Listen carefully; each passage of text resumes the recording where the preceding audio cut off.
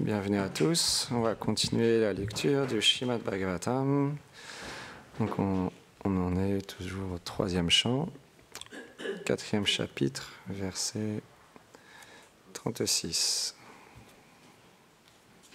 Dernier verset du chapitre 4. Om Namo Bhagavate Vasudevaya.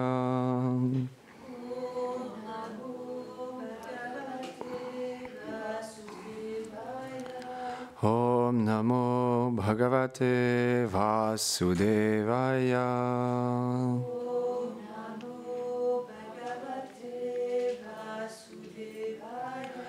Om Namo Bhagavate Vasudevaya.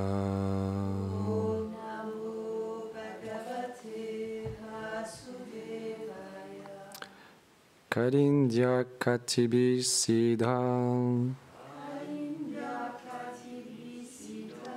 Ahobir Bharatarshava Prabhadyatasva Saritam Yatra Mitra Suto Muni. Traduction.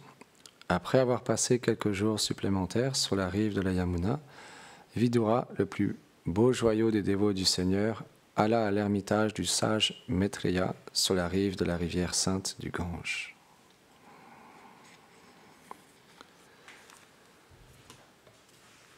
Om Ganati Mirandasya Gyananjanam Sharakaya Shakshu Nirita Myena Tasmai Shri Gurave Namaha.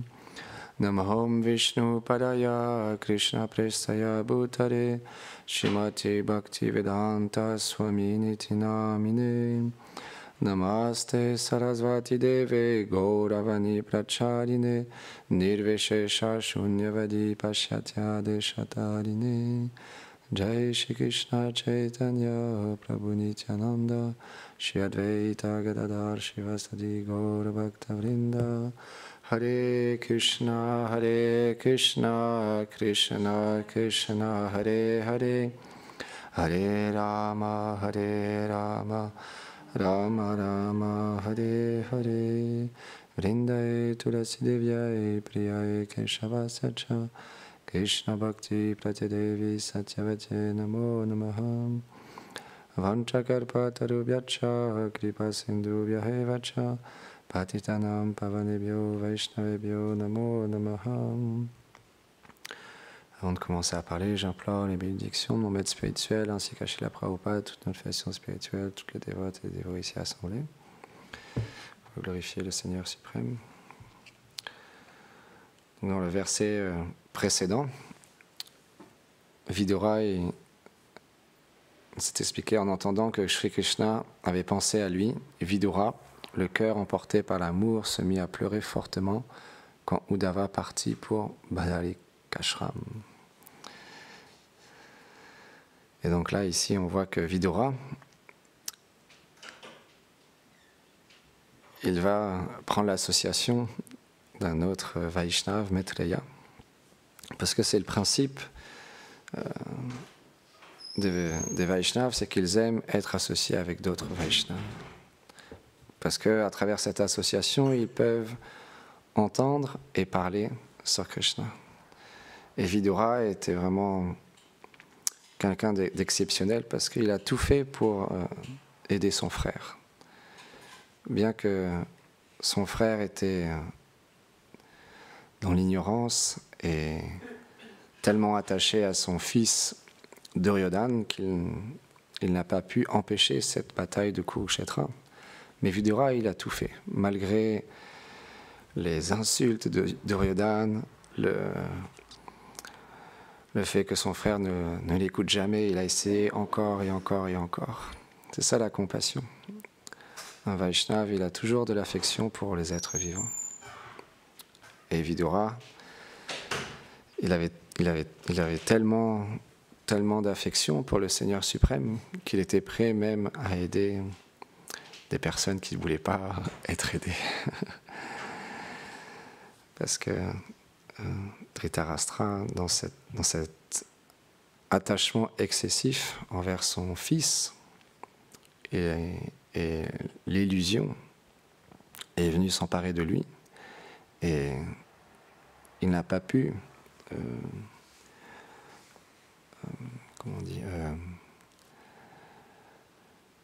remettre sur la bonne voie son fils. Et il a juste que combler les caprices et les demandes de son fils par attachement pour lui. Alors que le rôle d'un maître spirituel, le rôle d'un père, c'est de toujours permettre à une personne de s'éveiller spirituellement et de toujours être en accord avec le dharma, avec la voie religieuse juste pour le bien de l'humanité. Spécialement dans ce cas-là, Duryodhana, il était censé être un exemple pour le monde entier, parce qu'il était le fils de Dhritarashtra, qui était à ce moment-là le roi. Donc, c'était son devoir que de faire en sorte que tous les citoyens puissent prendre refuge dans une personne qualifiée. Mais Duryodhana, il n'avait pas ces qualités-là. Donc il aurait dû, comme Vidura lui a expliqué, il aurait dû ne pas le mettre à cette position et le trancher avec la connaissance. Parce que parfois c'est nécessaire que d'être repris par une autorité spirituelle pour pouvoir retrouver la raison, pour pouvoir se replacer sur une voie juste. On doit parfois être tranché par la connaissance. Mais si on n'a pas d'humilité, d'introspection, alors même si des grands saints comme Vidura nous parlent, on ne peut pas entendre. Et on reste focalisé sur notre fausse conception de qu'est-ce qu'est la voie juste à accomplir. On est centré sur notre intérêt personnel, comme Duryodhana. Et Vidura, lui, il avait tellement de qualités, tellement d'amour pour tous les Vaishnavas. On veut voir à quel point il avait de l'affection pour Uddhava. Bien que il savait que Uddhava était très très cher au Seigneur suprême, qu'il était vraiment un ami très intime de Krishna. Il n'a pas développé de l'envie envers lui, au contraire, il voulait son association. Il voulait entendre ce qu'il avait à partager sur Krishna. C'est l'attitude d'un Vaishnava. Quand quelqu'un est plus avancé spirituellement que lui, ou là dans le cas précis de Vidura ou Uddhava, ce n'est pas le cas, les deux sont des associés très intimes du Seigneur, mais il n'y a pas d'envie. Il y a juste le besoin de partager ensemble sur les gloires du Seigneur, de pouvoir écouter et parler. Parfois, Vidura est amené à parler, on peut voir dans le Srimad Bhagavatam, parfois c'est lui qui parle, c'est lui qui glorifie le Seigneur suprême, et là, il se réjouit de pouvoir écouter Uddhava. C'est un exemple qui est tellement important pour nous, parce que si on ne développe pas une avidité pour entendre parler les gloires du Seigneur suprême et pour pouvoir parler sur le Seigneur suprême, comment l'amour pour Krishna va pouvoir venir dans notre cœur? C'est très, très difficile, parce qu'on a besoin de se nourrir, on a besoin de cultiver la graine de la dévotion. Sans ça, à un moment ou à un autre, on va perdre l'enthousiasme, on va perdre même la foi. On peut vite retourner à une vie plus mondaine, sans cultiver le chemin spirituel. Mais si on garde toujours une avidité pour entendre parler, pour parler sur le Seigneur suprême, alors toujours on pourra progresser et apprendre davantage. Parce qu'on se placera toujours dans une position où on a besoin de continuer à apprendre, besoin de continuer à s'éveiller spirituellement, parce qu'on a conscience qu'on n'est pas encore une âme réalisée. Sans ça, on peut facilement développer une certaine fierté, orgueil, et penser qu'on a déjà atteint la perfection alors que ce n'est pas le cas. C'est pourquoi les Vaishnavas, ils nous montrent toujours un exemple d'avidité, comme par exemple Srila Bhakti Pramod Puri Goswami Maharaj, bien que c'est une âme réalisée, même un jour, on a partagé cette histoire, mais c'est vraiment très intéressant. Même un jour, il était à l'école, son maître spirituel donnait une conférence et en allant à l'école le matin, il a mis ses chaussures et dans la chaussure, il y avait un scorpion. Et le scorpion, il l'a piqué. Et il a commencé à avoir très très mal. Mais il avait tellement d'avidité pour... Non, c'était en rentrant d'école. Il devait aller le soir, et il voulait aller le soir écouter son maître spirituel parler sur la philosophie, les gloires de Krishna.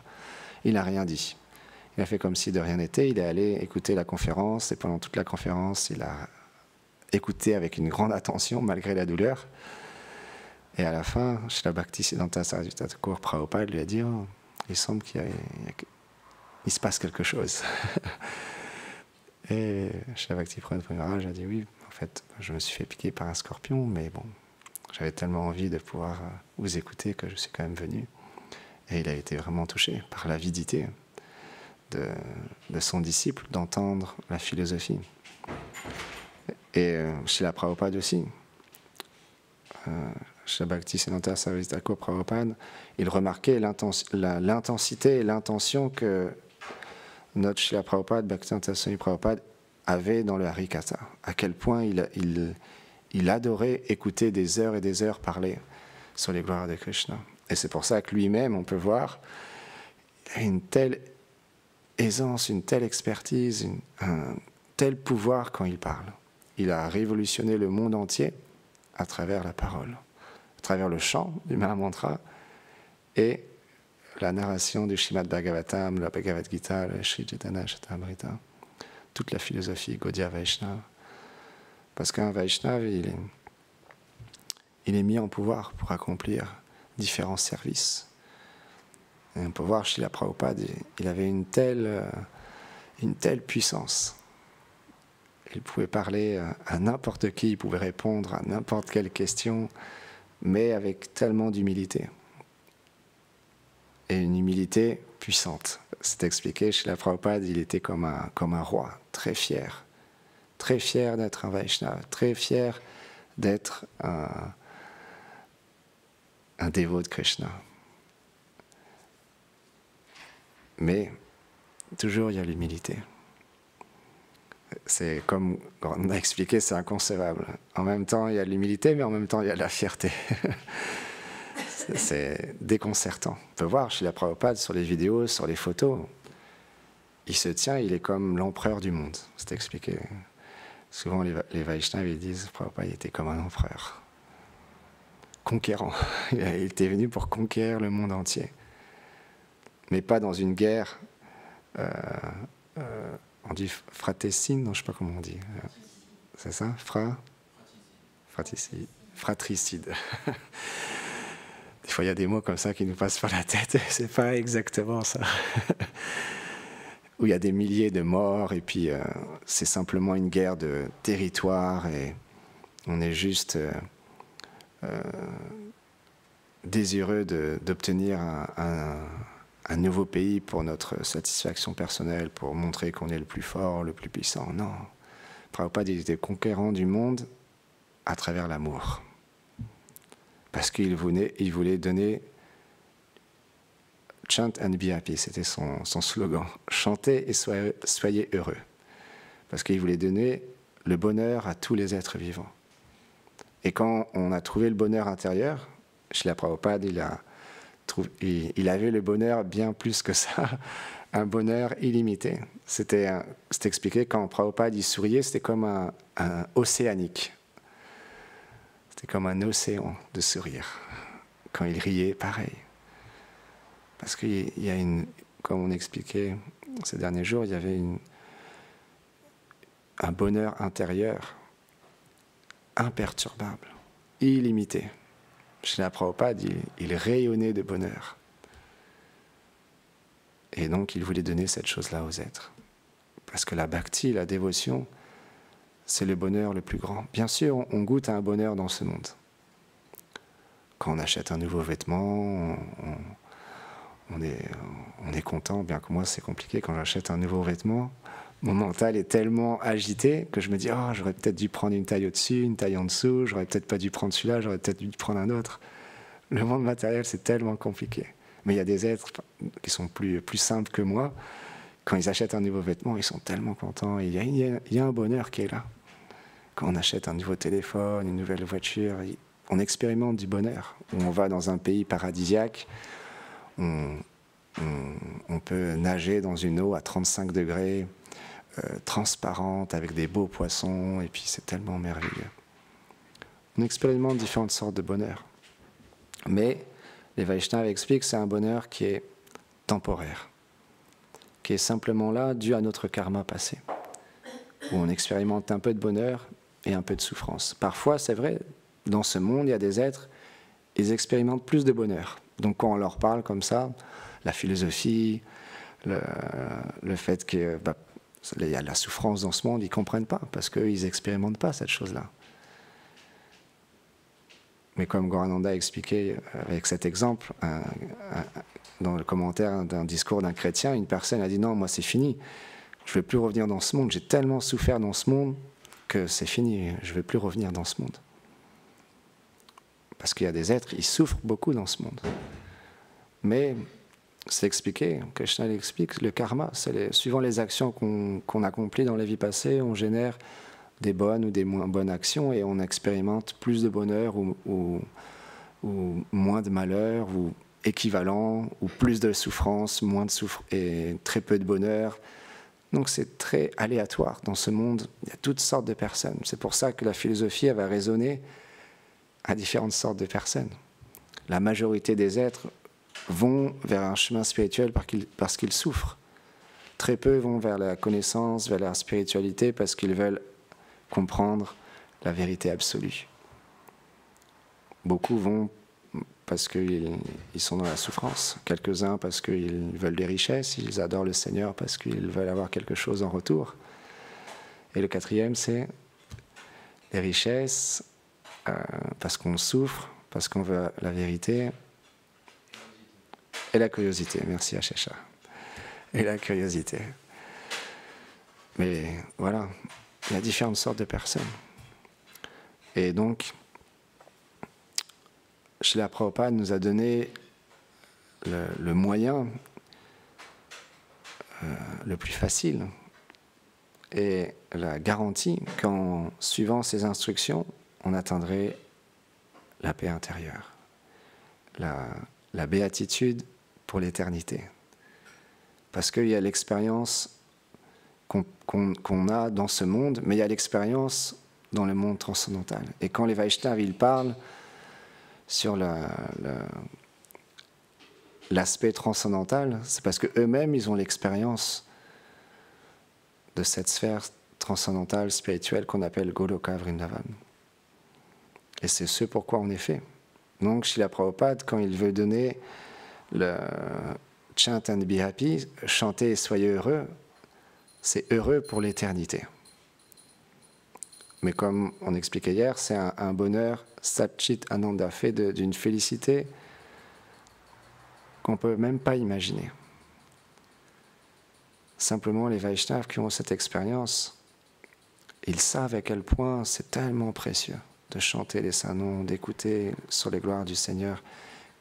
Et c'est tellement triste de voir une personne qui a pratiqué pendant quelques années, pendant un certain temps, et qu'après quitte la voie. En même temps, c'est son choix. Un Vaishnava, il ne juge pas, mais en même temps, il sait à quel point c'est un chemin tellement merveilleux parce qu'il en a l'expérience. Alors naturellement, il y a une grande compassion qui est là. Et j'écoutais une histoire vraiment inspirante ce matin. Radhanath Swami, un disciple de Srila Prabhupada, il était aux États-Unis, il allait donner une conférence. Je ne me rappelle plus à quel endroit. Et il a reçu un coup de téléphone. Et on lui a donné le téléphone, il a décroché. Et là, au bout du fil, il y a un ami à lui, vraiment très proche, qui s'appelle Tirtha Swami. Et il lui a dit, voilà, je suis atteint de telle maladie et je vais quitter mon corps dans peut-être 2-3 jours. J'aimerais que tu viennes me voir. C'était vraiment un ami très proche. Et donc, il a expliqué aux personnes que voilà, il doit aller voir son ami, tout ça, il doit partir. Ils lui ont dit, oh, s'il vous plaît, donnez au moins la conférence plus tôt, maintenant, et après, partez. Ils avaient vraiment envie d'entendre parler Radhanath Swami. Donc Radhanath Swami a parlé, et il a forcément parlé de son ami, Tirtha Swami. Et donc, naturellement, toutes les personnes présentes, enfin beaucoup des personnes présentes, voulaient aussi aller voir Tirtha Swami à ce moment-là. Et donc Radhanath Swami, les dévots ont arrangé une voiture et puis il s'est rendu pour voir son ami. Après 6 heures de route, il est arrivé là-bas. Et voilà, il allait dans la chambre et Tirtha Swami, il était vraiment très heureux de voir son ami Radhanath Swami parce qu'il expliquait, dès le premier jour où ils se sont rencontrés, ils ont eu vraiment une très belle connexion. Parce que dans le Vaishnavisme, il y a l'amitié aussi. L'amitié est présente. Souvent, on entend parler, il faut se couper du monde, il ne faut pas avoir d'attachement dans ce monde. Mais entre Vaishnavas, il y a un respect, un amour très profond aussi. Et ils avaient vraiment une très belle relation. Et donc, ils ont eu un très bel échange. Et Tirtha Swami lui a dit, je veux que tu me fasses la promesse de rester jusqu'à temps que je parte. Naturellement, quand un ami nous demande quelque chose comme ça, il est sur le point de partir. Puis en plus, les docteurs avaient dit qu'il allait partir dans 2-3 jours. Il a dit oui, bien sûr, je te promets, je vais rester. Et il s'est avéré que par l'arrangement du Seigneur, il est resté 8 semaines. Et donc, Radhanath Swami, il lui avait promis, donc il est resté pendant tout ce temps-là auprès de lui. Et tous les jours, il allait le voir et il expliquait, dans ces moments-là, c'est pas qu'on parle de la politique, de la pluie, du beau temps, de l'organisation, du management et tout ça. Il parlait que de Krishna. Et c'était des moments, il lui explique que c'est une période de sa vie vraiment, enfin c'est un moment très important dans sa vie. Parce qu'il a appris beaucoup de choses. C'est ça, Vaishnava, il est toujours en train d'apprendre. Et dans cette relation, il a appris. Dans ce moment-là, il a appris parce que Tirtha Swami, c'est pas quelqu'un d'ordinaire. Franchement, il a une vie vraiment incroyable. C'est un Afro-Américain. Il est né dans des quartiers dans les années 50 où c'était vraiment des ghettos. Il expliquait à l'école, il n'y avait pas une personne qui n'avait pas un pistolet sur lui. Il y avait vraiment beaucoup de violence. Lui, sa mère était chrétienne et avait la foi, donc très, très jeune, et il avait une démarche spirituelle. Donc il a fait toute son université, il a réussi à avoir un beau diplôme, un travail, etc. Et après, il a rencontré les dévots. Il a rencontré Srila Prabhupada, qui est devenu son maître spirituel. Et il est devenu sannyas, il a reçu l'ordre du renoncement. Et il accomplit tellement de services. Il a rencontré des chefs d'État, des personnalités, il a fait des discours incroyables sur le besoin de donner cette connaissance aux êtres, avec tellement de puissance, mais aussi tellement de respect de toutes les religions. Il a montré un exemple vraiment très très beau. Et donc là, il arrive à ce moment-là dans sa vie, et à un moment donné, il y a des gens qui vont le voir, et quand ils sortent, ils sont tellement émus, ils pleurent, et puis Radhanath Swami, il sort avec eux, et puis il continue à parler avec les gens, et les gens lui disent « j'ai jamais eu une expérience spirituelle aussi forte que là maintenant avec lui ». Et puis les gens, ils parlaient comme ça, ils étaient tellement touchés. Radhanath Swami, il est revenu dans la chambre, tout le monde était parti. Il a dit « mais qu'est-ce que tu leur as dit? Qu'est-ce qui se passe ?» Ils ont été tellement touchés et tout, il lui partage. Et là, alors, faut bien que je me rappelle, il lui dit, voilà, j'ai prié toute ma vie, j'ai prié pour pouvoir aider les êtres à s'éveiller spirituellement. Mais là, maintenant, dans cette situation, c'est la situation parfaite. Parce qu'il y a une telle puissance, il y a un tel arrangement que le Seigneur a fait que ça permet d'aider les êtres, même, il expliquait 20, 30 ou 50 ans, J'aurais pu continuer à parler pendant 20, 30, 40 ou 50 ans, ça n'aurait pas le même poids que juste ces quelques jours que je passe maintenant à parler avec les êtres. Donc il disait, c'est la situation parfaite. Et hop, il souriait. Vous pouvez regarder sur YouTube, il avait un très beau sourire, très très beau. Il expliquait, Radhanath Swami, un grand sourire avec des grandes dents blanches. Et Radhanath Swami, donc, il continuait à venir avec lui. Et un jour, il était dans une situation vraiment très, très, très difficile. Tirtha Swami, son corps était vraiment, il lui faisait vraiment très, très mal. Il avait une grande souffrance. Et donc, Radhanath Swami a commencé à chanter le Mahamantra. Et Tirtha Swami a commencé à parler. Il ne pouvait même pas chanter, il pouvait juste parler à ce moment-là. Donc, juste, il parlait le Mahamantra, il récitait juste. Et à un moment donné, il a attrapé la main de Radhanath Swami, il a dit « Waouh, il n'y a rien de plus merveilleux que ça. » Il a dit « De quoi? Qu'est-ce qu'il n'y a rien de plus merveilleux? » De chanter le Mahamantra. Parce que quand je chante, je peux comprendre qui je suis et où je vais aller après. Ça, c'est puissant. Parce que c'est l'expérience. Une personne, il est à la... Et puis, et Radhanath Swami dit, et là, encore une fois, un sourire immense. Il n'avait jamais vu un sourire aussi grand. Il était en train de souffrir, son corps, il était, mais il ne pouvait rien faire. Dans une grande souffrance. Et là, il se met juste à chanter le Mahamantra. Et en fait, il est dans une expérience spirituelle. Donc la souffrance n'a plus d'emprise sur lui. Parce que c'est ça, le pouvoir du chant du Mahamantra. C'est que si on est sincère et qu'on est profond dans notre chant, on peut nous aussi un jour faire cette expérience-là. On doit avoir la certitude de ça, on doit avoir la foi. Parce qu'à travers tous ces exemples, ça nourrit justement notre foi. Que moi aussi, peut-être un jour, je pourrais avoir cette belle expérience. Parce que quand on en parle, c'est une chose, mais une personne qui était physiquement présente avec ce Vaishnava, on peut sentir que c'est pas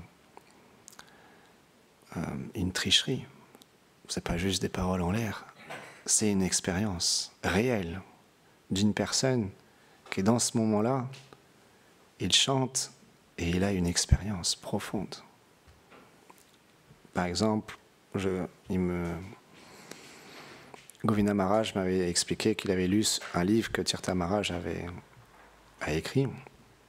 Et il expliquait dans ce livre que dans cette période-là où il allait d'un jour à l'autre, il pouvait partir. Parfois, avec ses disciples, il chantait le Mahamantra et on peut voir sur les vidéos, il pleurait. Et il partageait à certains dévots que ses disciples pleurent et le quémandent de rester parmi eux pour continuer à les guider dans leur chemin spirituel. Mais en même temps, il est appelé là-haut pour continuer avec ses amis à être avec Radha et Krishna. Donc c'est ça l'expérience. C'est une expérience très, très profonde, très mystique. Bien sûr, c'est très rare, mais c'est possible. C'est pourquoi on chante chaque jour, c'est pourquoi on accomplit notre service, c'est pourquoi on parle, on écoute, c'est pour un jour faire une expérience réelle de qui nous sommes et quel est notre lien éternel avec le couple divin. C'est juste ça, le but c'est ça, pas autre chose. On ne cherche pas à chanter pour avoir plus d'argent et puis on chante et puis on dit « Ah Krishna, tu ne me donnes pas ce que je veux, Krishna, pourquoi j'ai demandé tant d'argent sur mon compte et tu ne me l'as pas donné ?» Non, on chante pour réaliser qui nous sommes, pour pouvoir accomplir notre service d'une manière parfaite, dans un corps parfait. Et ça pour l'éternité. Et un des derniers jours, un des derniers instants de Tirtha Swami dans ce monde, encore une fois, il était avec Radhanath Swami. Et Radhanath Swami, il a une vie incroyable. Mais à ce moment-là, il n'avait pas encore écrit de livre. Il partageait comme ça de temps en temps des histoires aux gens et Tirtha Swami, il avait conscience que ça touchait vraiment les gens. Ces histoires étaient vraiment inspirantes. Donc Tirtha Swami a dit à Radhanath Maharaj, s'il te plaît, fais-moi la promesse d'écrire un livre sur ton histoire. Et Radhanath Swami lui a dit non. Je ne veux pas écrire un livre juste où il y aura à chaque phrase moi, je, mien. J'ai pas d'humilité pour faire ça. Je ne suis pas qualifié pour écrire un livre comme ça qui parle de ma personne. Tirtha Swami lui a dit, mais ces histoires ne t'appartiennent pas. On est juste dans ce monde et on vit des expériences, on vit des choses, mais ça ne nous appartient pas. Si tes histoires inspirent les êtres à se rapprocher de Krishna, tu dois écrire. Radhanath Swami, il était coincé. Tirtha Swami voyait qu'il ne voulait pas répondre, il ne disait rien. Donc Tirtha Swami lui a dit, tu ne peux pas refuser une dernière demande de quelqu'un qui est sur le point de mourir. Tu dois promettre. Il a dit, ok, je te promets. Et Tirtha Swami lui a dit, tu ne peux pas mentir à quelqu'un qui est sur le point de partir, parce que Radhanath Swami ne voulait vraiment pas écrire ce livre. Mais Tirtha Swami a insisté avec tellement de conviction. Et dans ce moment-là où il était sur le point de partir, il ne pouvait pas refuser. Donc il a écrit ce livre qui a inspiré beaucoup de personnes. Parce que Radhanath Swami aussi est vraiment un Vaishnava très inspirant. Il fait tellement de choses. Il parle dans les universités, dans tellement d'endroits différents, dans les communautés. Il inspire beaucoup de dévots. Et il fait plein de projets extraordinaires pour le plaisir de Srila Prabhupada. On est complètement tout petit comparé à ces grandes personnalités. Mais à travers leur exemple, on peut suivre dans leurs traces. Et on peut nous-mêmes développer cette attitude de dédier notre vie à notre maître spirituel, à Srila Prabhupada, et de faire en sorte d'être des exemples pour l'humanité. D'un jour devenir des exemples, de pouvoir nous-mêmes faire l'expérience d'une vie intérieure très profonde et d'inspirer les êtres à en faire autant. Parce que c'est le principe du mouvement de Sri Chaitanya Mahaprabhu, c'est d'expérimenter et de donner l'expérience aux autres. C'est pas compliqué. On expérimente le prashad et on donne du prashad. Prashad, c'est la miséricorde. On reçoit de la miséricorde et on donne de la miséricorde. Sans rien attendre en retour. Juste pour faire plaisir à notre maître spirituel, faire plaisir à Srila Prabhupada, à notre filiation spirituelle, à Sri Chaitanya Mahaprabhu. De cette manière-là, un jour, on aura une expérience très profonde qui nous permettra vraiment de réaliser que toutes ces années, on a pratiqué, on a fait différents services pour un jour obtenir une expérience unique qui nous changera à jamais. Parce qu'une fois qu'on a fait cette expérience, on n'est plus le même. On peut voir les Vaishnavas, juste regarder les yeux d'un Vaishnava. Ils n'ont pas le même regard que le commun des mortels dans ce monde. On parle d'un vrai Vaishnava, un pur dévot, c'est très rare. Quand on regarde les yeux d'un pur dévot, ils ont une vision spéciale. parce qu'ils voient Krishna partout. Ils sont toujours avec Krishna. Ils ne sont plus de ce monde. Bien qu'ils vivent encore dans ce monde, leur méditation, elle est ailleurs. Parce qu'ils ont réalisé qui ils sont pour l'éternité. Donc si on a la bonne fortune d'être associé avec les Vaishnavas, on doit vraiment observer avec beaucoup d'humilité, les servir, les écouter et prendre l'opportunité de pouvoir devenir cher à un Vaishnava. Parce qu'une fois qu'on devient cher à un Vaishnava, on est sûr d'une chose, c'est qu'un jour ou l'autre, on atteindra le succès. Parce qu'un Vaishnava qualifié, il ne nous laissera jamais. Toujours, il nous donnera son refuge, toujours, il nous aidera à progresser dans notre vie spirituelle. Go Premanande Haribo.